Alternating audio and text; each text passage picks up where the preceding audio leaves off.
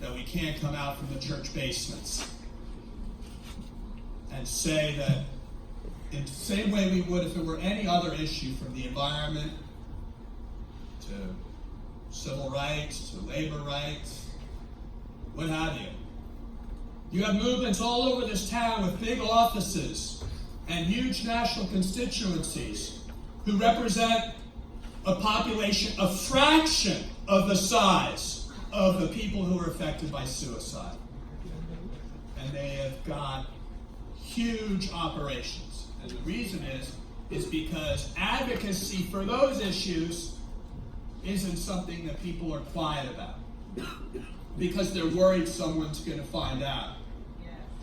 And so I just want to say to all of you, thank you for coming out of the darkness yourselves and giving this issue a voice here at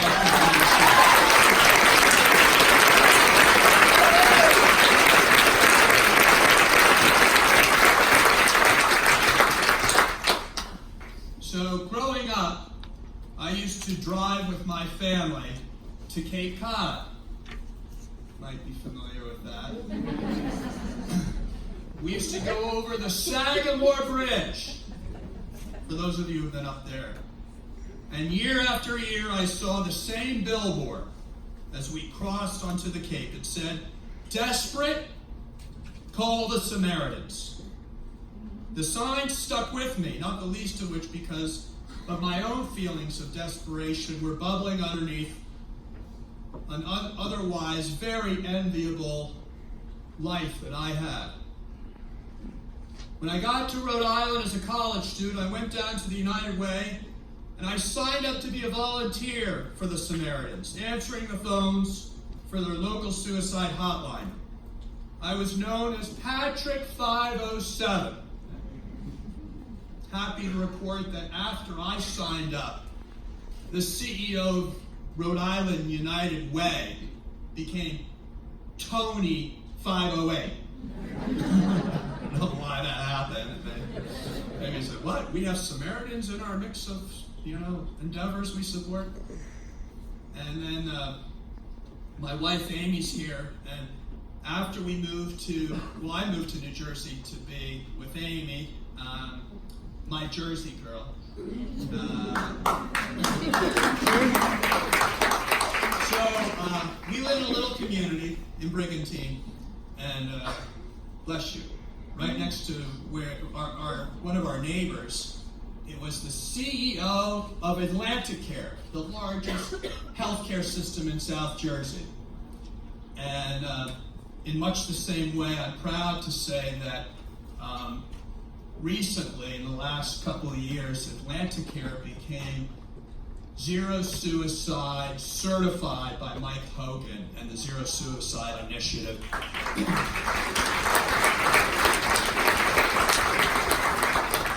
So all politics is local and personal.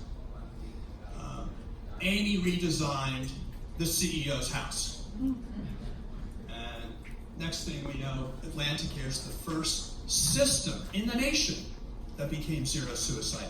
Not only the hospital, all their docs across all their medical specialties were all trained in multi-day, seminars.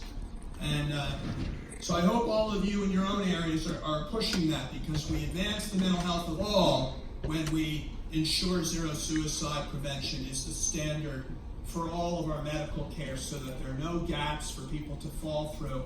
And when we have clear signs or people are in distress, we respond right away in the same way we would if there were any other medical condition that presented itself in any part of the healthcare system.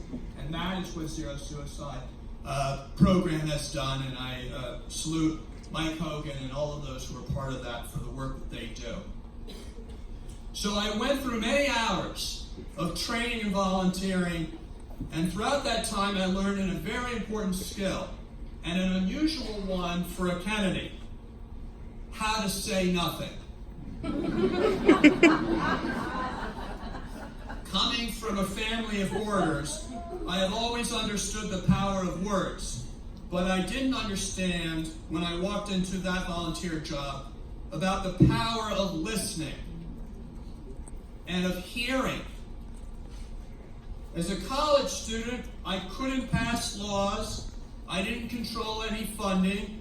I had no influence over the country's schools or jails or communities.